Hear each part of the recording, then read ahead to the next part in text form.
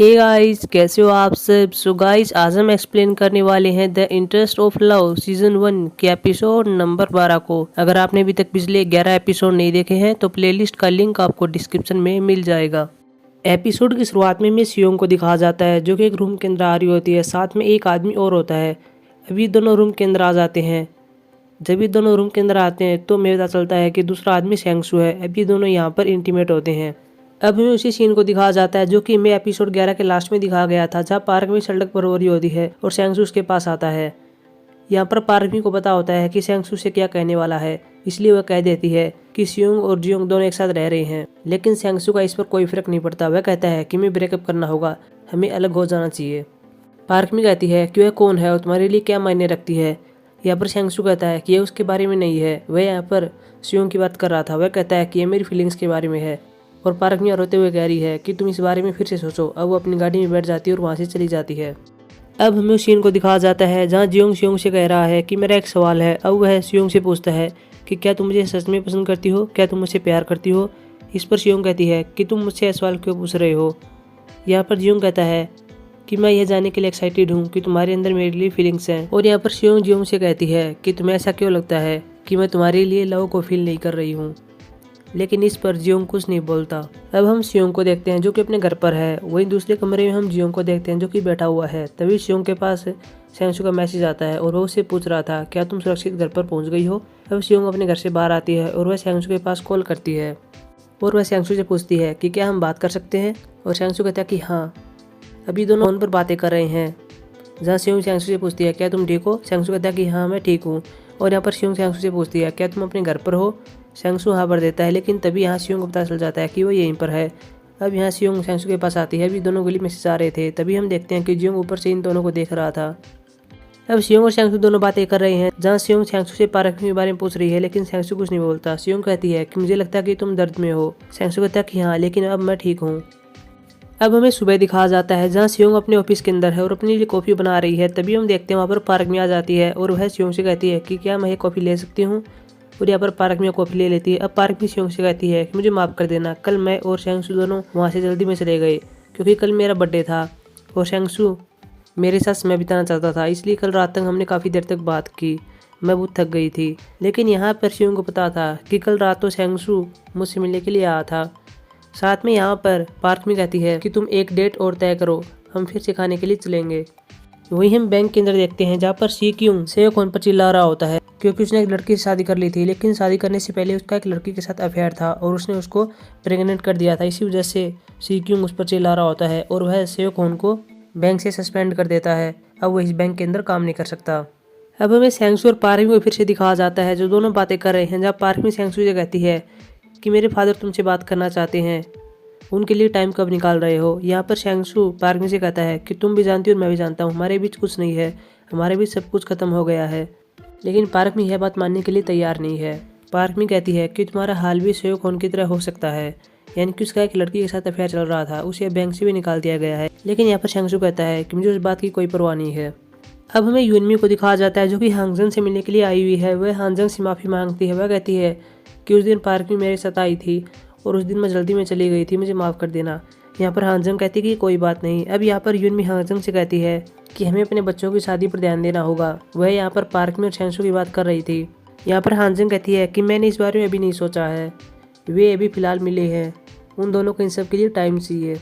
अब हमें सियोंग को दिखाया जाता है जो कि अपने बैंक का काम करके रात को बाहर आ जाती है। तभी उसके पास जियोंग का फ़ोन आता है और वह उसे एक रेस्टोरेंट के अंदर बुला रहा था। वहीं पर हम जियोंग के दोस्तों को देखते हैं जो कि उसके लाइब्रेरी के दोस्त होते हैं जिनके साथ वह पढ़ता है। अब वहाँ पर सियोंग भी आ जाती है। अभी इस भी बातें करते हैं जहाँ पर सियोंजे भी होती है। और यहाँ पर जियोंग के लाइब्रेरी वाले दोस्त सियोंग से पूछ रहे थे कि तुम दोनों कैसे मिले। सियोंग उन्हें बता देती है कि हम दोनों एक ही बैंक के अंदर काम करते हैं और वहीं पर हम मिले थे।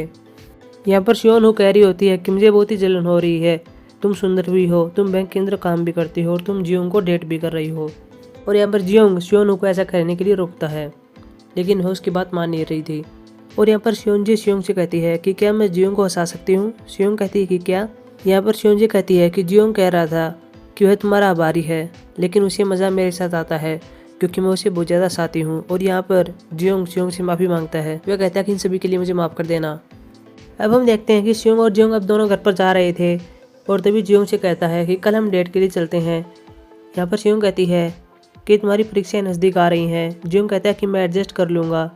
यहाँ पर सियोंग कहती है कि ठीक है। अब यहाँ पर जियोंग सियोंग का हाथ पकड़ लेता है। अभी दोनों घर के अंदर जा रहे थे और तभी वहाँ पर हम देखते हैं कि सेंगसू भी होता है और इन दोनों को देख रहा होता है। उसे पता चल जाता है कि पार्क में सही बोल रही थी कि ये दोनों एक साथ रहते हैं। अब सेंगसू अपने घर पर आता है। वहाँ पर उसकी माँ होती है और वो अपनी माँ से बातें कर रहा था।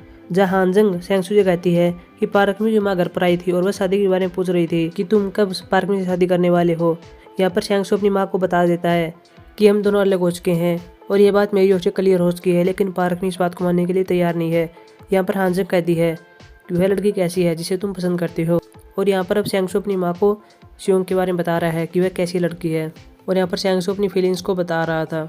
अब हम अगली सुबह देखते हैं जहाँ पर सियोंग और जियोंग एक थिएटर के अंदर फिल्म देख रहे हैं। बाद में ये दोनों एक रेस्टोरेंट के अंदर आ जाते हैं और यहाँ पर खाना खाते हैं। अब सियोंग और जियोंग उसी यूनिवर्सिटी के पार्क के अंदर आ जाते हैं जहाँ पर सियोंग काम करती है। अब यहाँ पर जियोंग सियोंग से कहता है कि मेरे पास तुम्हें देने के लिए कुछ है और वह एक छोटे बॉक्स में 2 रिंग को दिखाता है। उन्हें देखकर यहाँ सियोंग कुछ नहीं बोलती। जियोंग सियोंग से पूछता है क्या ये अच्छे नहीं है। यहाँ पर सियोंग कहती है कि नहीं ऐसी बात नहीं है, ये बहुत अच्छे हैं।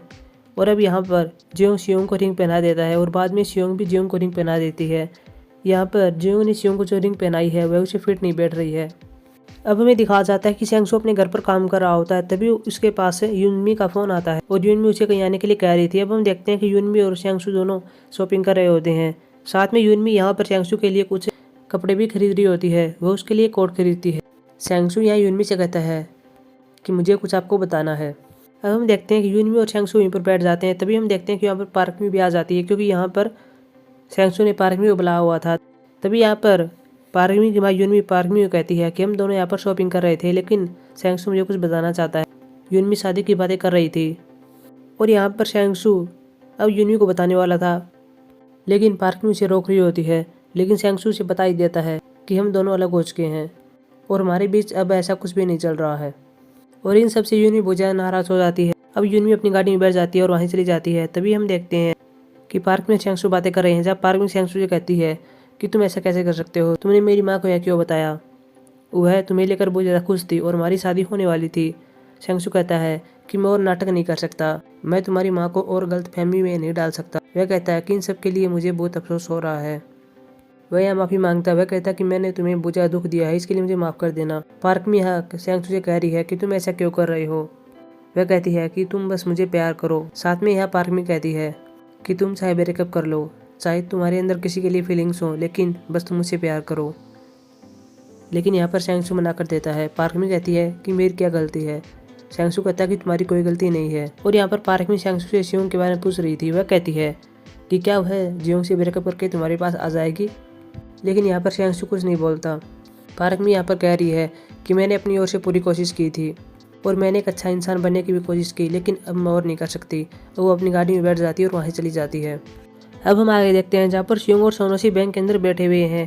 तभी यहाँ पर पार्क में आती है और सियोंग से पूछती है कि क्या तुम फ्री हो, मुझे तुमसे कुछ बात करनी है। अब यहाँ पर पार्क में सियोंग से बातें कर रही है और पार्क में सियोंग से कहती है कि मुझे माफ़ कर देना। सियोंग कहती है कि तुम मुझसे माफ़ी क्यों मांग रही हो। पार्क में कहती है कि जब मैं आखिरी बार तुम्हारे घर के अंदर आई थी तब मुझे पता चल गया था कि सियोंग और जियोंग तुम साथ में रहते हो और यह बात मैंने सेंगसू को बता दी थी। लेकिन यह बात मैंने सेंगसू को अपने फ़ायदे के लिए बताई थी और यह तुम्हारा निजी मामला था, लेकिन यह मैंने अपने फ़ायदे के लिए किया, इसलिए मुझे माफ़ कर देना। वहीं हम बाहर देखते हैं जहाँ सोनोशी इन दोनों की बातें सुन रहा होता है। अब सियोंग वहाँ से आ जाती है और अपनी चेयर पर बैठ जाती है। तभी हम देखते हैं कि सोनोशी उसके पास आता है और उसके साथ अपने कॉलेज की एक बात शेयर करता है। अब हमें रात को दिखाया जाता है जहाँ पर सेंगसू बैंक के बाहर आया हुआ है और वह सियोंग के पास कॉल करने की ट्राई करता है। तभी वहाँ पर जियोंग में आ जाता है और यहाँ पर सियोंग अपने कॉल कट कर देता है। जियोंग कहता है कि तुम्हें कॉल कट करने की जरूरत नहीं थी। जियोंग कह रहा है कि पार्क में तो अंदर है, तुम किसके पास कॉल कर रहे थे। लेकिन यहाँ पर सेंगसू से कुछ नहीं बताता। जियोंग यहाँ अपने हाथ को आगे करता है और उसकी उंगली पर एक रिंग थी जो कि सियोंग ने उसे पहनाई थी और सेंगसू से देख लेता है और यह शायद जियोंग ने जानबूझकर अपने हाथ को आगे किया था। अब यहाँ पर जियोंग कहता है कि मैं सियोंग को देखने के लिए जा रहा हूँ। अब जियोंग वहाँ से चला जाता है और शायद जियोंग यहाँ सेंगसू को इन सब के लिए जीलियस फील करा रहा था। अब हमें अगली सुबह दिखाया जाता है जहाँ पर सेंगसू बैंक के अंदर आ जाता है और यहाँ पर नो होते सेंगसू कहता है कि सियोंग को अचानक से कुछ काम हो गया है और वह आज यूनिवर्सिटी सब ब्रांच में नहीं आई है, इसलिए तुम वहाँ पर जाओ। और यहाँ पर सेंगसू कह देता कि ठीक है मैं चला जाऊँगा। अब हम देखते हैं कि सेंगसू यूनिवर्सिटी ब्रांच में सोनोशी के पास आ जाता है और वह वहाँ पर सियोंग की सीट पर बैठ जाता है। सियोंग की सीट पर वहाँ पर हम देखते हैं कि सियोंग का म्यूजिक सुनने का डिवाइस था, साथ में वहाँ पर ईयरफोन भी रखी हुई थी। अब हम देखते हैं कि शैंगसू यूनिवर्सिटी ब्रांच के पार्क के अंदर आ जाता है और वहाँ पर सियोंग के डिवाइस में से म्यूजिक सुन रहा होता है। अब सियोंग शैंगसू के पास कॉल करता है और कहता है कि तुम कहाँ पर हो। दूसरी ओर हम सियोंग को देखते हैं जो कि बीच के पास आई हुई है और वह शैंगसू से फोन पर बातें कर रही थी और यह शैंगसू को फोन में लहरों की आवाज सुनाई दे रही थी। शैंगसू को पता चल जाता है कि सियोंग कहाँ पर है। अब शैंगसू भागकर बैंक के अंदर आता है और वहाँ पर सियोंग की ईयरफोन रख देता है। अब वो वहाँ से जाने वाला था, लेकिन तभी सोनोसी से पूछता है तुम कहाँ पर जा रहे हो, क्या तुमने इस बारे में सोचा है। और यहाँ पर शैंगसू कहता है कि मैं इसके बारे में सोच रहा हूँ। वहीं दूसरी ओर हम सियोंग को देखते हैं जो कि बीच के पास बैठी हुई है। तभी उसके पास से हम देखते हैं कि जियोंग के मैसेज आते हैं, लेकिन वो अपने फोन को स्विच ऑफ कर देती है। तभी हम देखते हैं कि वहाँ पर शैंगसू भी आ जाता है और वह सियोंग के पास आकर बैठ जाता है। सियोंग यहाँ शैंगसू से कह रही थी कि तुम सही जगह पर आए हो। शैंगसू कहता है कि मुझे पता था तुम यहीं पर मिलोगी। सियोंग यहाँ मुस्कुराकर शैंगसू से कह रही होती है कि क्या तुम्हें रेशम के उबले हुए कीड़े खाने हैं, वहाँ पर तुम्हें मिलेंगे। और शैंगसू कहता है कि नहीं, मुझे भूख नहीं है, मैं अपना लंच कर चुका हूँ। और सियोंग ने यहाँ पर एक रेत का महल बनाया हुआ था और अब ये दोनों उसी के बारे में बातें कर रहे हैं। सियोंग यह कहती है कि मुझे ठंड लग रही है, क्या तुम मेरे लिए गर्म पानी की बोतल ला सकते हो। और यहाँ पर शैंगसू कहता है कि मैं अभी ला रहा हूँ। शैंगसू यहाँ जाते हुए अपने कोट को सियोंग के ऊपर रख देता है। सियोंग उसको थैंक यू कहती है। अब शैंगसू वहाँ से चला जाता है, लेकिन शैंगसू जब वह वापस आता है तो वह थोड़ा लेट हो जाता है और जब वह वहाँ पर देखता है तो वहाँ पर सियोंग नहीं होती। सियोंग वहाँ से जा चुकी थी। अब शैंगसू सियोंग के घर के पास आ जाता है, उसके पास कॉल करने का ट्राई करता है, लेकिन यहाँ पर सियोंग का फोन स्विच ऑफ होता है। दूसरी ओर हम सियोंग को ही देखते हैं जो कि अपने पेरेंट्स के रेस्टोरेंट के अंदर आ जाती है और वहाँ पर अपने पिता से पूछ रही है कि मेरी माँ कहाँ पर है। वह कहता है कि तुम्हारी माँ अंदर आराम कर रही है। अब वो अपने पिता के पास बैठ जाती है और वहाँ पर खाना खा रही है। वो अपने पिता से पूछती है कि आपने ऐसा क्यों किया, आपने उस दूसरी महिला के अंदर क्या देखा कि आपने मेरी माँ को छोड़ दिया था। वो अपने पिता से कहती है कि जब आपने ऐसा नहीं किया था तब हमारे दिन बहुत अच्छे चल रहे थे, लेकिन आपके ऐसा करने के बाद सब कुछ खत्म हो गया। सियोंग का पिता कहता है कि इसे रोका नहीं जा सकता, जब तुम किसी से प्यार करने लगते हो तो तुम इसे रोक नहीं सकते। सियोंग अपने पिता से कहती है कि फिर आप वापिस लौट कर क्यों आए। यहाँ पर सियोंग का पिता कहता है कि मैं पछतावे के लिए आया था। सियोंग यह कहती है कि आपने उन दिनों भी मेरी मदद नहीं की और आज भी आप मेरी मदद नहीं करने वाले। अब वो वहाँ से जाने वाली थी। यहाँ पर सियोंग का पिता कहता है कि क्या बात है मुझे बताओ, लेकिन यहाँ पर सियोंग कुछ नहीं बताती और वहाँ से चली जाती है। जब सियोंग यहाँ जा रही थी तब वो अपने फ़ोन में मैसेज को देखती है और यहाँ सियोंग के पास जियोंग और शैंगसू के मैसेज आए हुए थे, जहाँ शैंगसू ने लिखा हुआ था कि तुम कहाँ पर हो, तुम्हारा फ़ोन स्विच ऑफ क्यों आ रहा है। साथ में यहाँ शैंगसू ने उसी महल की फ़ोटो भेजी हुई थी जो कि सियोंग ने बनाया था, जो कि रेत का है। और यहाँ सियोंग किसी के पास कॉल करती और कहती है कि क्या अभी हम मिल सकते हैं, लेकिन मे भी यह ना तो शैंगसू के पास मिला गया है ना जियोंग के पास। तो शायद मुझे लगता है कि यह कॉल सियोंग ने सोनोसी के पास किया है। और यहाँ सियोंग ने सोनोसी के पास कॉल क्यों किया है, इसका पता हमें आगे चलेगा। अब हम अगली सुबह देखते हैं जहाँ शैंगसू ऑफिस के अंदर आ जाता है। वह किचन के अंदर आता है और वहाँ पर सियोंग होती है। और यहाँ शैंगसू सियोंग से पूछ रहा था कि तुम अचानक वहाँ से चली क्यों गई थी, लेकिन यहाँ पर सियोंग कुछ नहीं बोलती। वह वहाँ से आ जाती है। बाहर नौते भी कह रहा था कि जियोंग अभी तक क्यों नहीं आया। वहीं हम बाहर देखते हैं जहाँ सोनोसी होता है और जियोंग तेजी से बैंक की ओर आ रहा होता है। अब जियोंग बैंक के अंदर आता है और वह सियोंग से मिलता है। और यह जियोंग सियोंग से कह रहा था कि क्या यह सच है। और सियोंग यह जियोंग से कहती है कि चलो बाहर चलते हैं और हम बाहर बात करते हैं। लेकिन यहाँ पर जियोंग सियोंग पर चिल्ला रहा होता है। वह कहता है कि मुझे अभी बताओ क्या यह सच है। और यहाँ पर सियोंग कह देती है कि तुम इसका जवाब पहले से ही जानते हो। और तभी मैं देखते हैं कि शैंगसू वहीं पर होता है। तभी सोनोसी वहीं पर आ जाता है। और अब यहाँ जियोंग तेजी से शैंगसू की ओर आ रहा था। हमें लगता है कि ये शैंगसू की ओर आ रहा है, लेकिन वह उसके पीछे खड़े हुए सोनोसी की ओर आता है और सोनोसी के पास आकर उसकी नाक पर एक पंच मारता है। सोनोसी नीचे पड़ जाता है। और यहाँ शैंगसू जियोंग को पकड़ लेता है और कहता है कि तुम ऐसा क्यों कर रहे हो। लेकिन जियोंग यहाँ रुक नहीं रहा था और अब शैंगसू जियोंग पर चिल्ला रहा है। और अब यहाँ जियोंग शैंगसू को धक्का मार देता है और कहता है कि क्या तुम्हारे और सियोंग के बीच भी कुछ चल रहा है क्या तुम दोनों भी एक साथ सोए थे क्या। और ये सब बातें यहाँ पर जियोंग शैंगसू से कह रहा होता है और अब शैंगसू सियोंग की ओर देख रहा होता है। सो गाइज यहाँ पता चलता है कि सियोंग और सोनोसी दोनों एक साथ सोए थे। सो इसके बाद इस एपिसोड को समाप्त कर दिया जाता है। सो गाइज ये थी हमारी एक्सप्लेनेशन। अब हमारी मुलाकात होगी एपिसोड नंबर 13 में। तब तक के लिए बाय।